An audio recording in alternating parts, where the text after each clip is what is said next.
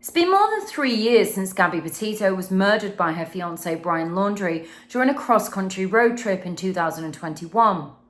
Her plan was to become a successful vlogger and van lifer, living her dream out on the road. But that dream turned into a nightmare when her and Brian's relationship behind the scenes became abusive. He strangled her to death and left her body at a campsite in Wyoming before fatally shooting himself amid a nationwide manhunt. The story has been revisited in an eye-opening new Netflix documentary, which was released on February 17th. While there are a lot of fresh details about Gabby and Brian's toxic relationship and her alleged plan to break up with him, the three-part series left out many shocking twists and turns of the case. Mistakes made by Moab Police Department are not mentioned in the series, but are something I focused on as I travelled to Utah to investigate. In November 2022, Gabby's parents sued the department for $50 million in damages.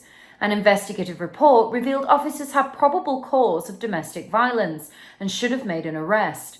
Not doing so violated state law, according to the report. Officers also failed to document Gabby's facial injuries, which were revealed in a heartbreaking selfie taken on her cell phone.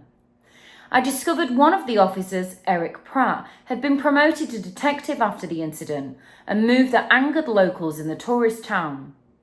The wrongful death suit was dismissed, but I can reveal Gabby's family have now appealed and are not giving up.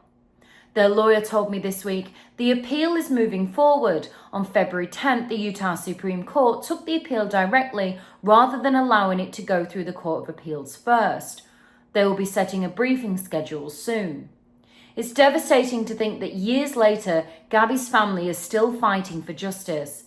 Nobody has faced consequences for the nightmare they endured, and Brian's death means they will have questions that are still left unanswered for many years to come. North Point Police Chief Todd Garrison told a press conference on September 16, 2021 that he knew where Brian was. But days earlier, his family lawyer allegedly reported him missing to the FBI, claiming he went out for a hike and his parents hadn't seen him since. Gabby and Brian were also pulled over by police in Utah weeks before her disappearance, following a report of a man slapping a girl in the street. They were questioned but only separated for the night, as police claimed Gabby was the primary aggressor.